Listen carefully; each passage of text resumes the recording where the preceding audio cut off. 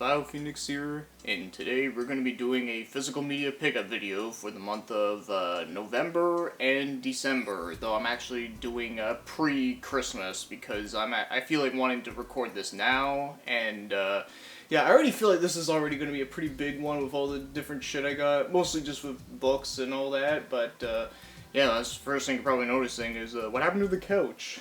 Well, I ended up selling the couch recently because it was pretty fucking huge. It was one of those sectional couches, you know, the ones that go in the corner. And having one of those types of couches in the middle of like a big space is kind of unnecessary and like just looks weird. So I'm gonna be getting a new one soon, hopefully. And yeah, so for now I'm just have like one swivel chair, and then now I'm just sitting on a stool. That's what I have right now, but that's okay. I mean, you know, this will work for now. So, yeah, one thing I do want to mention real quick is that, remember what I've been saying, that I haven't really been buying much games lately? Well, on my birthday, I kind of went a little bit crazy and bought, like, a few. Like, a few more than I have been doing a lot lately, so, you know, for anyone that just only gives a shit about the games, well, yeah, this will probably be the best one for you. But, you know what, I still gotta, like, talk about everything else that I've been picking up that I've been really enjoying, so, yeah. So let's get right to it. Alright, now first up we have here is a game on the PS1. Yeah, I haven't bought a game on PS1 in like at least a few years now. And this one is actually a game that I've reviewed on my channel many years ago, but I wanted to get it just because, well, you know, it's a game that I actually really like, and it's also not that expensive either, and that is Rollaway. Or also in Europe, it's also called Kula Quest, and yeah, so like I've said before, I covered this game a couple years back, and I ended up loving the shit out of it. It's very addicting. I love the music in it, so I won't say too much about it here. But if you guys remember this game, like when I covered it, or you know, maybe you found out about it from someone else, or maybe you have played this game before, well, I can say that it's one I can highly recommend if you want a really good puzzle platformer. And next we got is a PS3 game, but this one is actually a Japan-only one. Yeah, so I actually went to a store that actually had some import games, and they had quite a bit of them. And I picked out this one because I remember hearing that this one was actually a really good one, and that is one of the Mobile Suit Gundam games, but this one is Extreme Team Versus. I think this one came out in 2010, I think, or 2011, I forget exactly, but yeah, I heard this one is very similar to a lot of like the other like arena fighting games that they did, similar to Gundam Versus, but like before that. And one weird thing I know about this one is that the opening theme song is actually a song from Linkin Park. How weird is that? So yeah, if you guys want to stream this game, yeah, just be careful of that. And now we got some Switch games, and this one right here is also another import, but this one was from Europe instead of Japan, and that is Klonoa HD Collection, which has 1 and 2, and I actually just beat the first one recently, so yeah, this is the last game that I completed this year, at least when it comes to, you know, like the shit that I'm just playing for fun, anyways, because, you know, I'm not planning on reviewing this, but whenever I do my, games I beat in 2022. I'll talk more about this one. So, yeah, stay tuned for that if you're curious about my thoughts on Klonoa 1. The next Switch game we got here is a sequel to one of my favorite visual novels, and that's the AI Somnian Files Nirvana Intentive. Yeah, they don't just call it 2, they had to have a fancy title in there. So, yeah, I haven't played this one yet. In fact, I love the first game so much that when I heard about them making a sequel, I was kind of, like, not really sure how they were going to continue it, but I'm very curious about it. But yeah, because I love the first game so much, I just really wanted to get this one too. But in case you guys don't know what the hell this is, like I said, it's like a visual novel, and the main guy, the first game, he was able to like go inside people's minds using a machine, and then he could like solve the crime like within like their dreams, so to speak. So it's very trippy, psychedelic, and I really love it a lot. In fact, it's made by the same guy that made the Zero Escape game, so can't go wrong with that. And the next we got is one of my all-time favorites, and that is G Darius HD. And, yeah, this one is, really fucking awesome. I mean, as far back as I can remember, I think G Darius, like the original on PS1, might have been the first shoot 'em up that I've ever played, at least as far back as I can remember, because I don't recall ever playing any shoot 'em ups on Super Nintendo when I grew up with that, so... But yeah, anyways, yeah, I don't really know what else to say about this game. I still think it's one of my all-time favorites in the series, and maybe might be one of my all-time favorite shoot 'em ups in general, but that could just be me with the nostalgia talking. But yeah, this HD collection is really cool, because you actually get, like, a bunch of different versions of the same game, which is really awesome. Like, you got the arcade, you got the PS1, you also got, like a new, like, HD version, and there's some other ones, too, but I forget exactly, but, yeah, you get quite a bit out of this, though, I will say. Alright, now this is the last Switch game I got here, and this one is, one that I was actually surprised I found the Steel Case edition for, and that's, Shin Megami Tensei 5. The game that I remember when the Switch was coming out, this was one of the first few games that they announced, like, when that was the thing, and this game took forever to come out. Like, it got delayed a bunch of times, and I remember being excited, and then when the game came out, I didn't even buy it, because, when this game came out, it was actually during a time when I was, beating, Persona 2 Innocent Sin on the PSP. So after playing that game, I was like, oh, I'm not really in the mood for another Shin Megami Tensei game. So that's why I waited to get this. And, you know, like I said, it's a very cool looking steel case here. Like all that. Looks really fucking awesome. So yeah, hopefully soon I'll play this one. I know whenever I am in the mood for another Shin Megami Tensei game, this will be the one I'll do. And yes, I am fully aware that there's one dungeon in this game that, like, it's kind of shitty because you're just, like, flying with fans all over the place and it's annoying to get around, but, you know, despite of that, though, everything else about it looks really good to me. And next, we got some Xbox stuff, and this is the only original Xbox game I got, and it's one that I actually did try to emulate, but it didn't work on Zemu, but I didn't stream that one, though. Like, I did that one on my own because I wanted to see if it would work, but it didn't, but I got it now, and that happens to be Blackstone Magic and Steel. Look at this very, like, super anime-looking cover. It's actually a pretty cool picture, but unfortunately, it's kind of bullshit, because the in-game doesn't even look anything like this at all. Like, when you go to select a character, all the characters are drawn in, like, you know, fantasy, old paperback novel style, and it just looks kind of funny. So, okay, despite of that shit, what is this game about? Well, it's basically like a Gauntlet clone, so you're just like, you can play up to like 4 players, you can, you know, run around, kill a bunch of enemies, and of course all the enemies like infinitely respawn until you destroy like the generator type thing.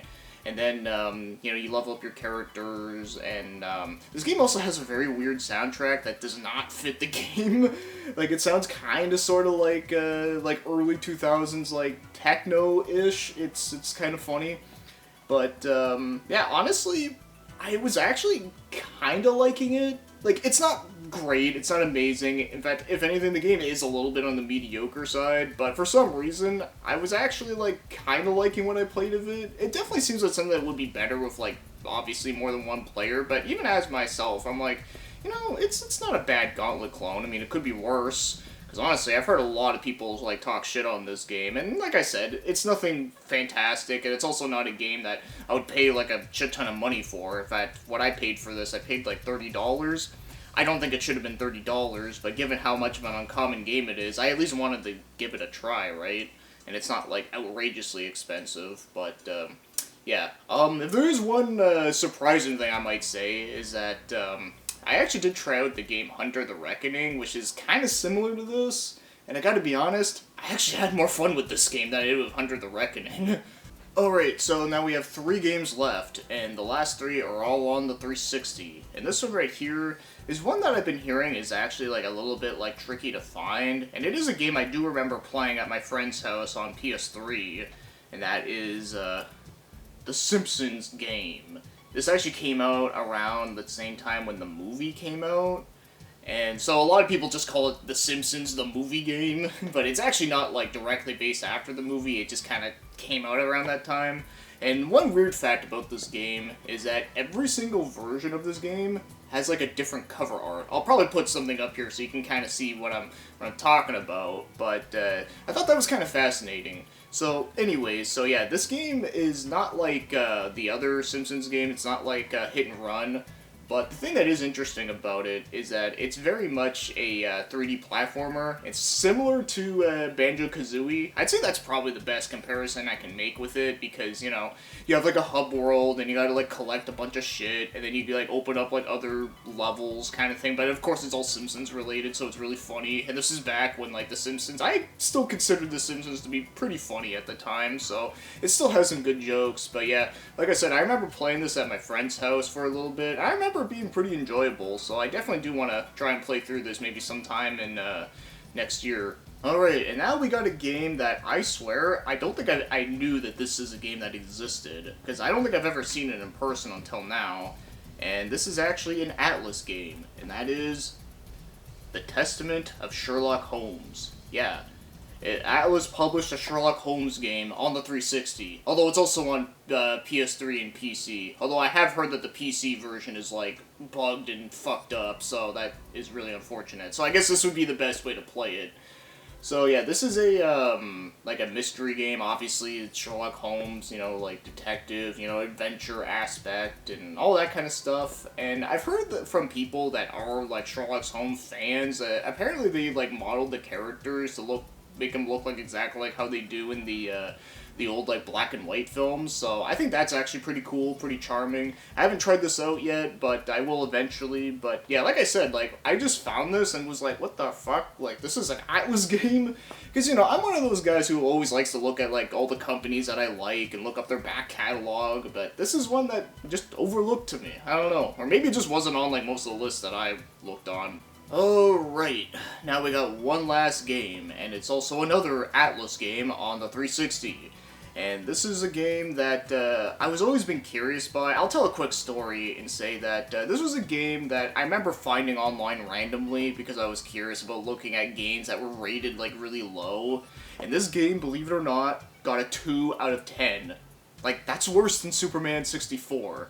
And when I was looking at it, I was like, you know what?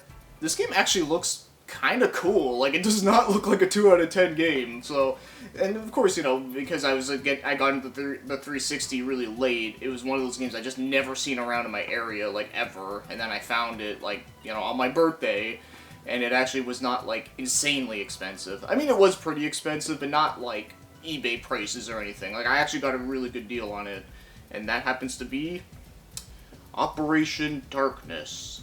Yeah.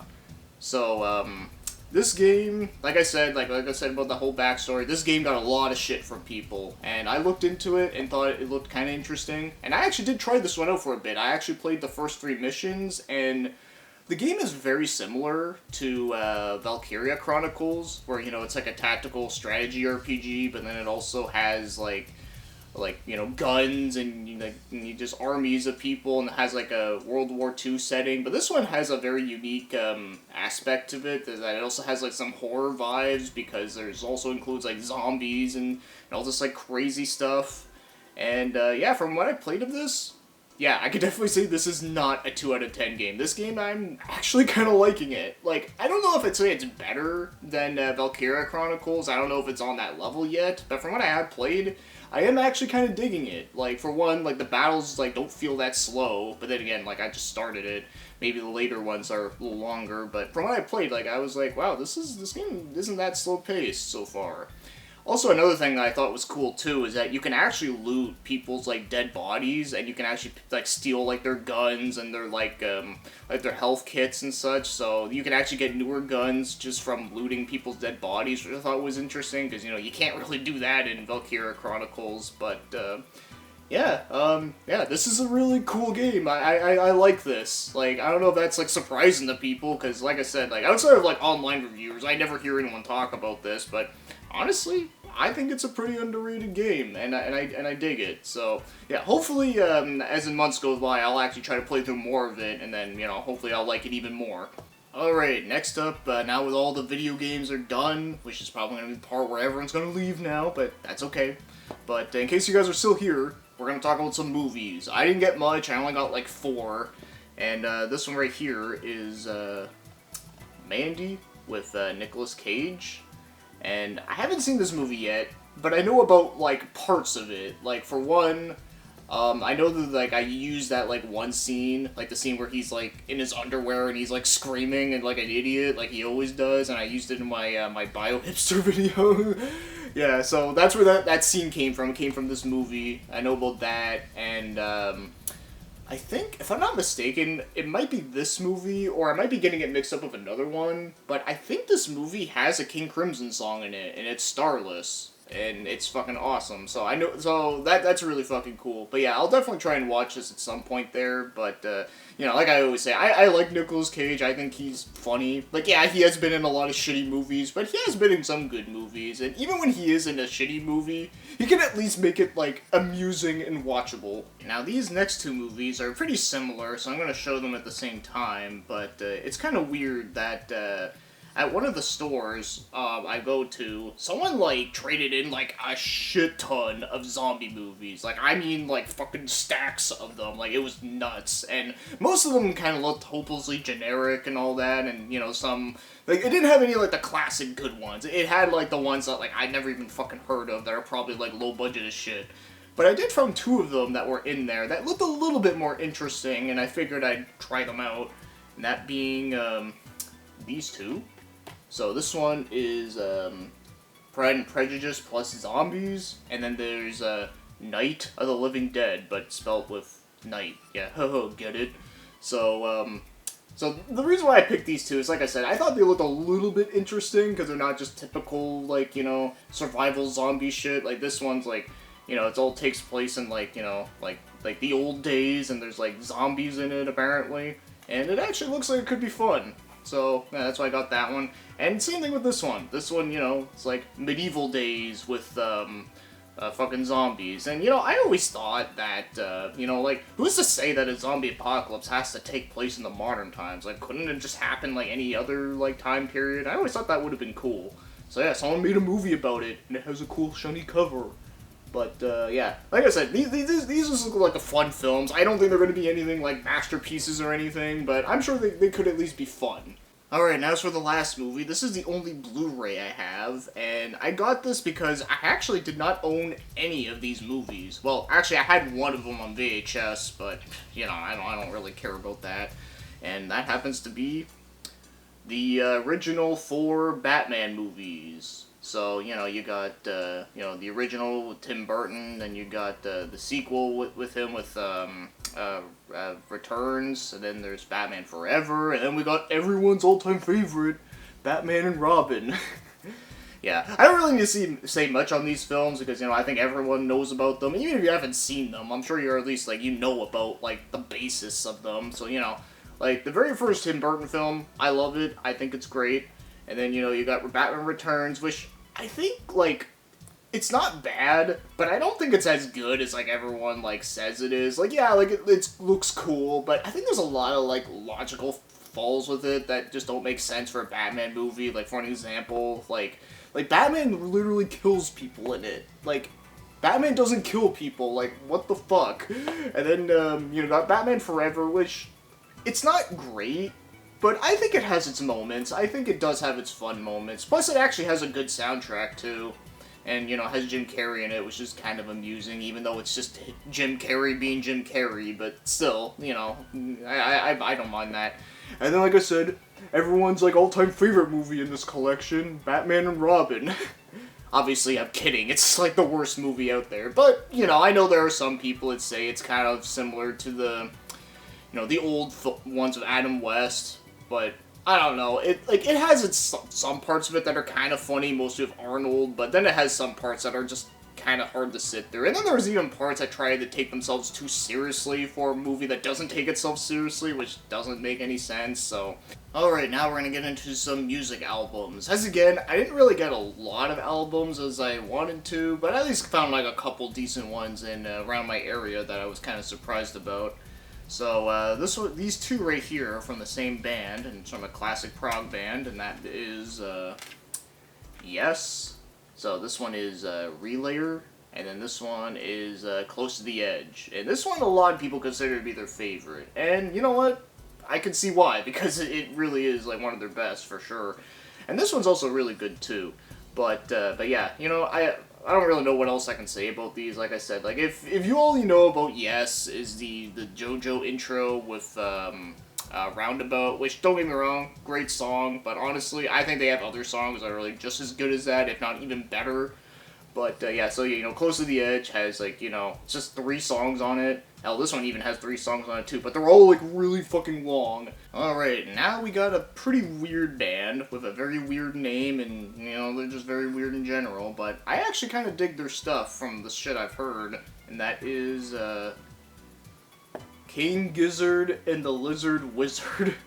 Yeah, what a crazy title. But yeah, look at this album cover. Like, isn't that just really cool looking? Even the back cover is very cool looking too. I find it kind of reminds me of a, that one game on the Amiga, I think it was. Like the one you were controlling like the ball and you're just dodging shit. That's kind of what it reminds me of. But yeah, so this is a very psychedelic prog album that came out in recent years. In fact, this band actually started in 2010s, and you know what's fucked up about them? Is that they almost have 20 albums, and they've only been around for like at least like 12 years. Like, that's insane. They've literally like came out with like 2 albums a year basically since they started. Like what the fuck?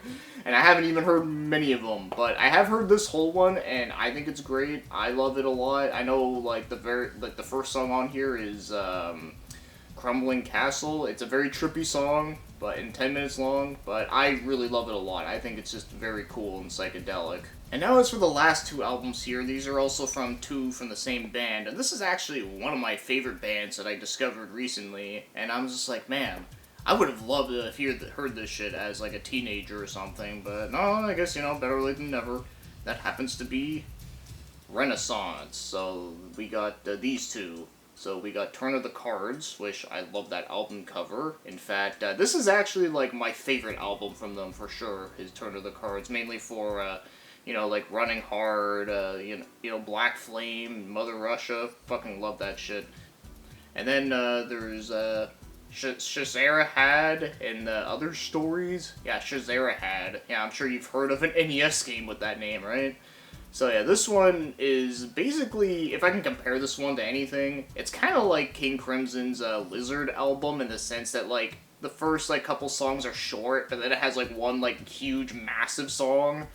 And, yeah, I really love this one a lot. A lot of people say this is their best. I would say it's up there for me, but this is my personal favorite, for me. But this one is not far behind, honestly. Like, I love, like, The Vultures Fly High, Ocean Gypsy, and, of course, Song of Shazarahad is, like, 24 minutes long, and it's epic. So, yeah. Like I said, like, this band is just really great. If you love, you know, like, full orchestrated, like, crazy stuff, kind of like something you'd hear out of, like, an epic movie, or a, hell, some of their songs actually kind of sound like something that would be in, like, a JRPG or something, so, yeah, if you love that type of shit, you need to listen to this. I think you'd dig it. Alright, and now I don't have my house coat anymore because I was getting a little too hot down here. It was cold in here earlier, but now I'm like too warm now. So, anyways, now we're gonna get moving on to the manga books, and I also kind of went a little bit crazy on here too. And one thing that surprised me was that I finally got Volume 7 of Dead Man Wonderland. Yeah, like I thought I was saying, like, it took me, like, forever to find it. Well, I finally did. So I'm happy about that. So now, like, I don't have, like, a fucking gap in between, like, my set now, which I'm happy. And then now all I have left is Volume 10 through 13. And then I have the whole thing, and I'm gonna read it all from one straight shot. Because, yeah, like, I already talked about, like, the premise of this not long ago. But, yeah, like I said, like, I, like, love this shit. And next, I picked up some newer volumes from manga that is quite popular, especially after a certain anime adaptation, like, literally just came out, and that is Chainsaw Man. I got more of these. I got Volume 2, 3, and 4. Now, I haven't continued reading this series since, like, the last time I talked about it, but I do have these now for whenever I am in the mood to reading it. But, yeah, like I've said about this series, like, I really enjoyed the first volume, and I've heard a lot of people have been liking the anime, too. I might consider watching it at some point, but given that I'm kind of invested into these, I think I'm going to read these first, and then watch the series. But I'm sure the series is good. I did watch the opening intro, and it's not a bad song, so, you know, I can definitely say that's kind of cool. Alright, now we got a very obscure one, and this is one I actually ordered online because I knew I would, like, never find this shit in my area, and that happens to be Shadow Lady. And this one right here, and I got all 3 volumes. This one right here is volume 3, this one's volume 2, and then this one is volume 1. Yeah, they don't really say on the spines, which is kind of weird. But yeah, as you can tell with the way how these look, they're very much very early mangas that came out over here in North America, which is why they're hard to find. But, so I actually did read this volume, the first one, because I just wanted to just, like, I didn't read any of the other ones, I just wanted to read this just to kind of see exactly what it's about. And, she's kind of like a thief who's, like, dressed up, like, sort of like a supervillain kind of thing. And there's, like, a bunch of cops chasing after her. I find this series is sort of like a female Lupin the Third, kinda, where, you know, like, she's always getting away from the police, and she's always, like, coming up with, like, crazy, weird, like, ideas, and she can transform into different things, so it's also kind of like a magical girl. And then, on top of that, too, there's also quite a bit of fan service in here, but I feel like a lot of it is played for laughs more than anything. Because, you know, I actually do find that the jokes in here are actually pretty damn funny. It's not like some of these other shitty fan service stuff where that's all they rely on is just fan service, and then the jokes are just fucking lame. Like, no, this shit's actually pretty damn funny, so, yeah, once I get around to reading these two, and once I get my fucking, my book channel up and going, I'll definitely review these for sure, because, you know, like, how often do you hear people talk about this shit? And next up, we got, some hardcover stuff. And this one is Volume 2 of Orochi. So I actually did read Volume 1 not long after I recorded the last time when I picked that one up. And I can definitely say that this series is pretty fucking cool. So, like I said in my little, like, pre-reading it, like, the basic description, it's pretty accurate. It basically is just a girl with supernatural powers and just helps people out, or she gets involved in certain situations. Well, yeah, that's basically what the series is about. But the thing that I like about it is that, well, not only is the artwork just really fucking cool looking, but also, like, despite her being, like, kind of, like, OP, I feel like that even she, like, also, like, makes mistakes herself. Like, just to give you, like, a quick example from the first book, like, there's this part where, like, some person dies, and she tries to, like, you know, resurrect him, but then when she tries, it, like, doesn't work.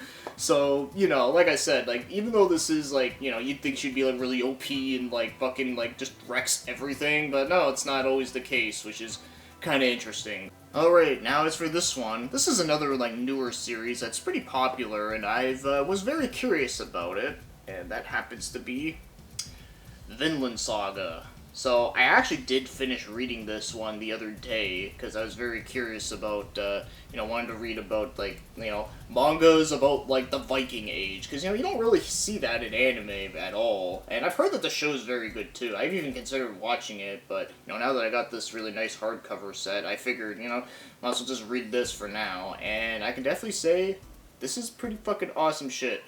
If I can compare this to anything, I mean, this comparison really isn't even that similar, but it does kind of give me some Berserk vibes in the sense that, like, you know, it's about this character who kind of, like, grows up, and he goes through a lot of shit, and, you know, then he has to basically, like, fight for his life, sort of thing. And, of course, you know, there's a lot of, like, manliness in this shit, so just like Berserk as well. And I have a feeling as it goes on, it's probably going to get even darker and more crazier stuff, but, yeah, like, I really like this. Like, I think this is great. And now we got the last manga that I got, and this is another hardcover. And this one's actually still sealed. I haven't even opened it yet. And that happens to be The Girl from the Other Side. Just look at that art. Like, isn't that just fucking cool looking?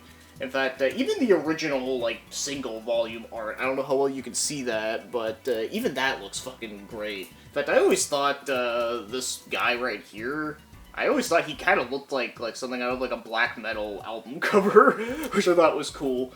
So, from what I remember about this series, is that it's basically about, like, this, like, you know, black metal looking thing. Well, that's what we're gonna call him, the black metal thing. I don't remember what his name is.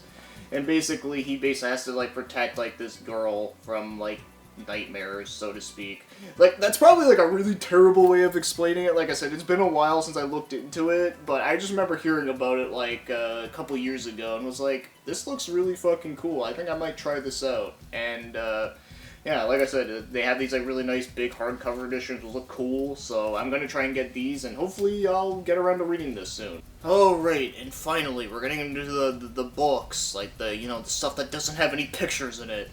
And I got quite a lot. I'm not gonna lie, I kind of went a little overkill in November, and then December I even got like a couple more too, so yeah, let's just get right through it here. I got a couple paperbacks here, and these two are ones that were recommended to me a couple years ago, like before when I was like heavy into like going back into reading, and that happens to be Hyperion. So this is the first one from Dan Simmons, who's done like all sorts of different stuff. And then you got the second one, The Fall of Hyperion. But yeah, man, look at these good cover arts. Like, that's just fucking awesome. I really wanted to get this in hardcover because I think it would look really sick. But unfortunately, the hardcover version is like over like $100. So I'm just like, yeah, I'll suffice with paperback. That's fine. But, yeah, I heard this is like a really epic, like, fantasy series about like some characters on a boat. I assume that boat right there, and they have to travel to the Hyperion, which is this giant thing. I don't know why, but it kind of gives me, like, Xenoblade vibes. I don't know if maybe Xenoblade was inspired by this shit or not, I don't know, but it kind of gives me that, and I think that's fucking cool. But yeah, I've heard a lot of really great things about it, though, so I can't wait to get into it. In fact, I might, maybe after when I'm done reading my one Stephen King book, I might have to, like, read this one, like, right after. Finally, at long last, I got Jurassic Park. Man, it took a long-ass time just to find this book. Like, you'd think this book would be everywhere because of how, like, top-selling it is, but no, you'd be wrong. Or at least in my area, it's not. Hell, even in Ottawa, I couldn't even find it. So crazy it was. Like I said, they must have went extinct. Sorry, I had to use that joke again, just because I loved it too much. But, yeah. So, yeah, I finally have this now, which I'm happy. And, I don't really need to say much on it, because, you know, everyone knows about the movie. And, yes, even though the book is, pretty different from the movie from what I've heard, and it's a lot more darker, which I'm very fascinated by. But, still, you know, it's one I'll definitely get to eventually, because I think it's going to be a really awesome ride. And next up we got is a book that I only heard about recently because I found it through a top, like, 10, like, darkest, like, novels, and this one is one of the few in there that, like, that really fascinated me, and that happens to be Blindness from Jose Saramago. So, what this is about is that it's about, like, what if everyone in the world suddenly, like, went blind? Yeah, so imagine that, like that'd be some pretty crazy shit, right? Well, that's what this is about, and I was very fascinated by it. Also, it has a pretty cool, trippy album cover. Well, not album cover, but, you know, just a cover art that just looks kind of cool, like, cool pattern looking. So I thought that was kind of cool, too. But yeah, because I heard this book through, like, a video called, like, the top 10 darkest novels, I've heard that this does deal with some pretty deep stuff that is, like, you know, kind of hard to, like, read through, so this will definitely be something that I'm gonna have to read, like, if I'm in the right mood for it, though, but it sounded very fascinating. In fact, if I'm not mistaken, but didn't they turn this into, like, a TV series or something? Or at least I think there was a TV series that has, like, a similar plot to this that came out. I don't remember exactly, but still, like I said, it's a cool concept that I've never heard of before. Alright, so next up we got some novels from a writer that, even if you've never read books and you only play the video games, you probably heard his name before. And that happens to be Tom Clancy, and this right here is The Hunt for Red October, and this is actually the first edition one, so yeah, it's really old looking, but, yeah, so yeah, Tom Clancy, you know, like, everyone knows him for the, you know, the video games, like Splinter Cell, Rainbow Six, especially Rainbow Six, given how fucking huge that shit is, and then there's also, Ghost Recon as well, so yeah. Like I said, even if you've never read a book of his, and you played a bunch of video games, you've heard his name before. And I was always curious about wanting to read his stuff, for that not only do some of them actually sound like interesting stories, but also, you know, like I said, I'm familiar with the games. I also do like the movies that were based after it. Like, for example, the Hunt for Red October movie is fucking great.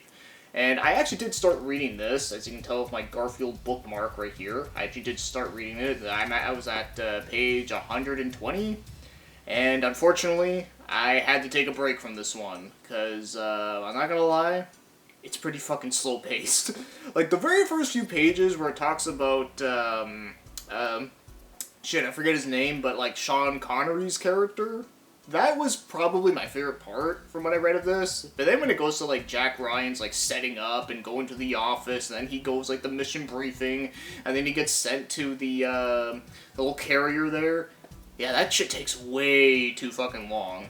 And, yeah, like I said, like, I don't have a problem with, like, things being a little bit slow, but, yeah, this shit it's pretty damn slow. A lot slower than the movie, that's for damn sure. And, you know, I'll say this one thing real quick, is that if you're, like, a big, like, submarine nut, like, you know, someone who's, like, obsessed with submarines and, like, loves the shit out of them, I don't know, maybe you like to fuck them, maybe? Okay, maybe if you're not like that, but yeah, if you're, like, a submarine nut, you'll probably love this shit, because they go into, like, so much detail about the submarine and why it's, like, one of the best shits ever, and, you know, you'll probably really enjoy that. But for me, as someone who's just like, you know, submarines are cool, but they're not, like, my favorite thing ever, but they're cool, you know? Like, yeah, it's a little bit too much information for me, and I'm just, like, sitting there being like, okay, yeah, I get it. It's, like, super fucking good, yeah. So, yeah, that's all I'm gonna say about this. I will get back to this eventually. Like I said, I saved my Garfield bookmark there, so, yeah.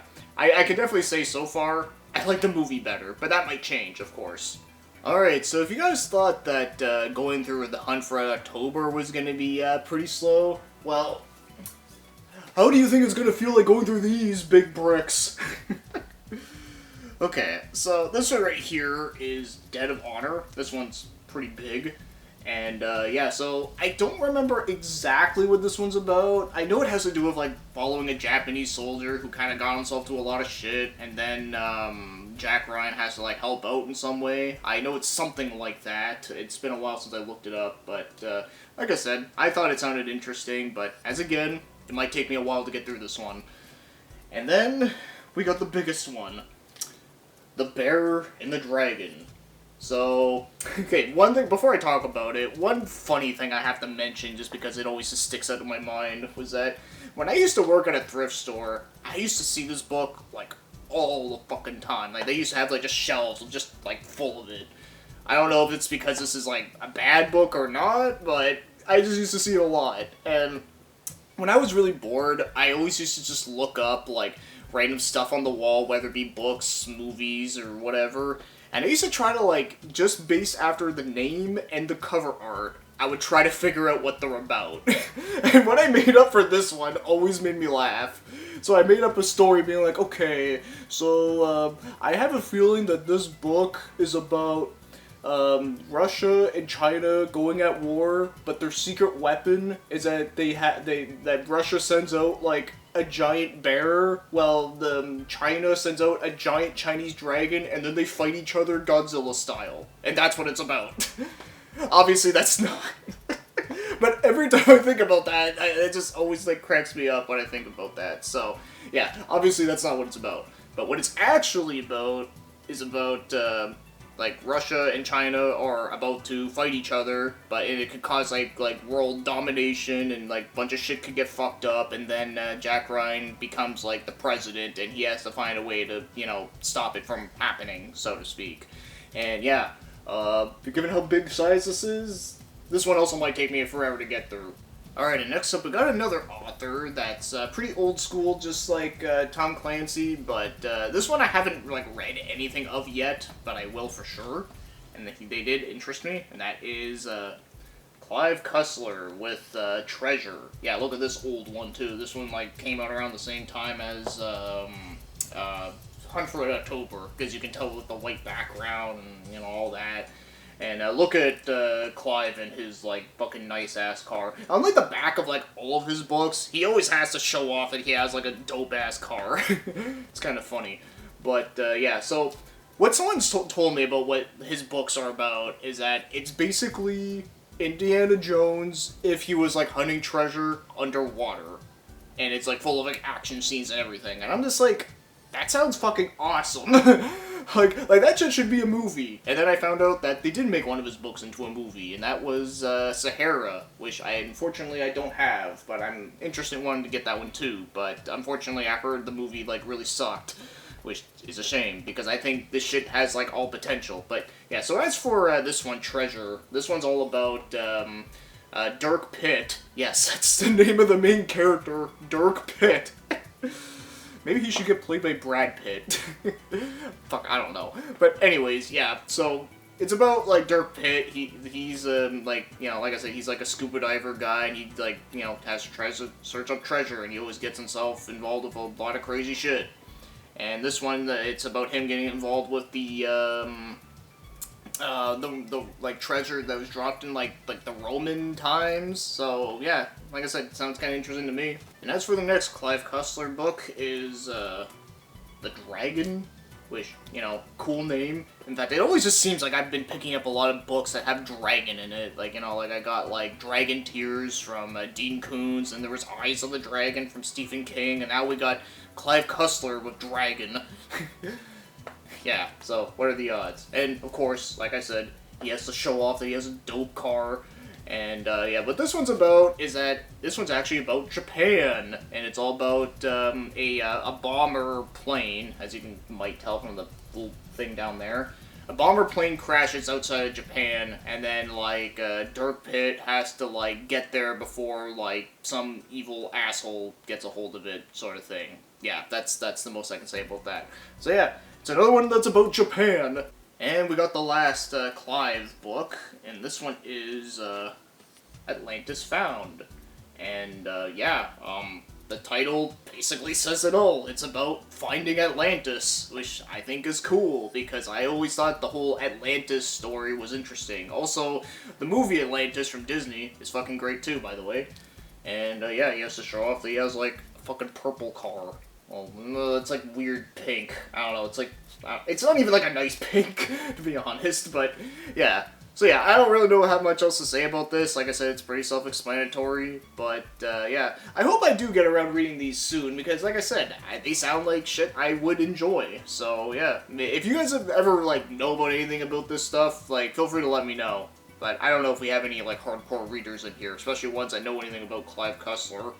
Alright, and now we have a horror author that I found out about recently that had a lot of very interesting stuff, and apparently a lot of his stuff is hard to find, like, even on, like, paperback, and that happens to be, Robert McCain with, Boy's Life. And a lot of people say this is, like, one of his best books, so I'm happy that I found this, and it's actually not in terrible condition.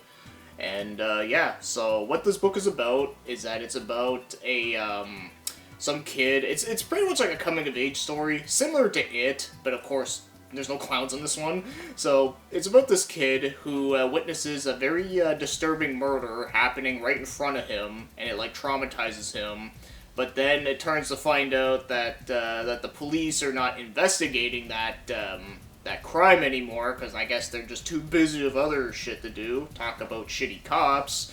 So, what the main character ends up doing is that he uses his what he's traumatized of to try to figure out the murder himself, which I think is very cool. And it takes place in like the South, kinda. So very interesting. Like I said, it's a very interesting premise. And as I said, a lot of people have like say this is like one of his best books, and that's like right up there with another one that he's done called Swan Song, which is very similar to Stephen King's The Stand, which I also do want to get, but unfortunately that one's a little tough to find, but maybe eventually I will. But yeah, this one definitely sounds very fascinating to me. Alright, so now we got 3 Dean Koontz books, and as again, I haven't gotten around to reading any of them yet, and this first one right here is Cold Fire, which, this one actually had, like, the cover was, like, laminated, so whoever owned this before, like, basically wanted to preserve this shit, but, which is why it probably looks, like, super shiny, but, yeah, so, firstly, pretty cool cover, and secondly, what this book is about this, teacher who ends up, doing everything he can to save, the lives of kids, and when I mean anything, like, I mean, like, he's willing to, like, basically almost, like, kill himself just to save people's lives, and apparently there's a very dark reasoning why he does it, but, of course, That's why you gotta read it to find out. That's basically the simple premise of what this book is about. So, yeah. Like I said, I think it sounds kind of interesting. I'm interested to know what Coons is all about. So, yeah. I'll get to this one soon. And then this one right here is, Lightning. And this one did have a plastic sheet around it, but it was, like, coming apart. And then once I peeled it off, I realized that this is probably, like, the nicest, like, hardcover of an old book that I've seen in a while. Like, it's in, like, pristine shape. So, yeah. So, what this book is about is that this one's about, this guy ends up, saving this girl from, getting, like, mugged and, you know, other bad things happening, but he saves her. And then he ends up, they end up seeing each other throughout their lives, and he witnesses her growing up, but when she sees him, he looks, like, the same, like, every time. And, of course, and then, basically, it's all about him trying to protect this girl, and, like, throughout, like, her entire life. And so, because of that, it kind of reminds me of Terminator, and that is not a bad thing to be compared to, because that sounds fucking great. Now, I don't know if this guy that's saving her, like, looks like Arnold, but, I mean, hey, I could always just picture in my head, right? And then, finally, this is a book that's kind of nostalgic to me, at least the cover art is anyways. That is, The Bad Place. Well, if you wanted the good place, well, this isn't it.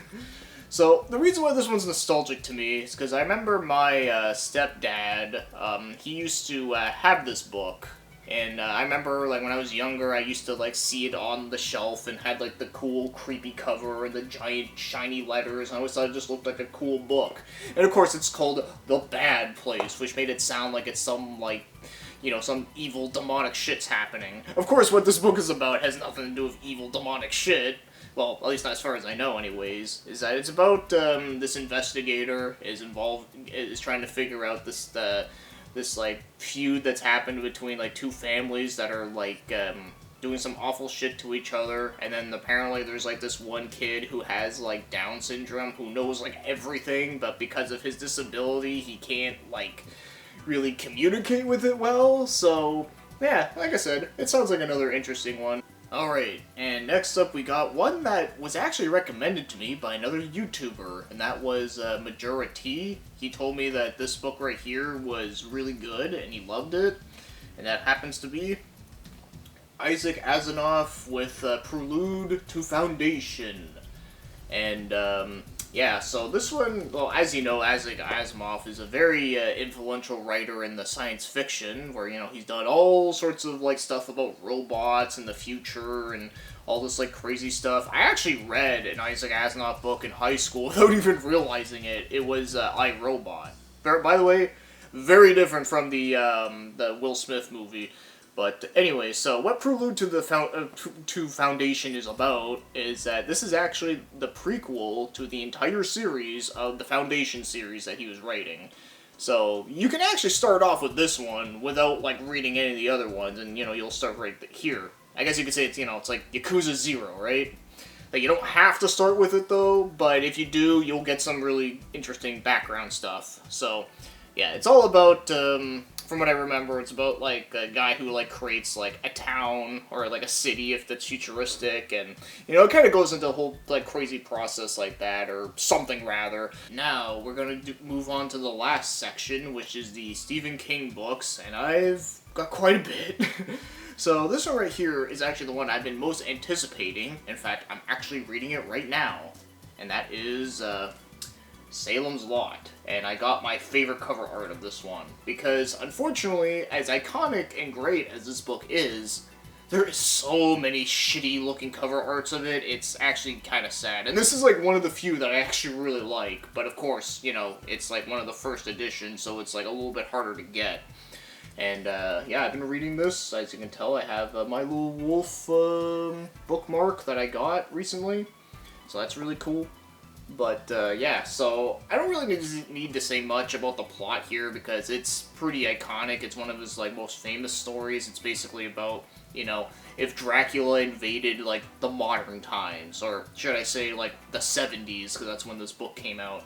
But still, though, I've read about 100 pages, and I have to say, this book is really fucking good from what I've read. Like, even though, like, I've only read 100 pages and not a lot of crazy stuff has happened, it's very captivating the way how it goes, like the pacing, like it feels really quick.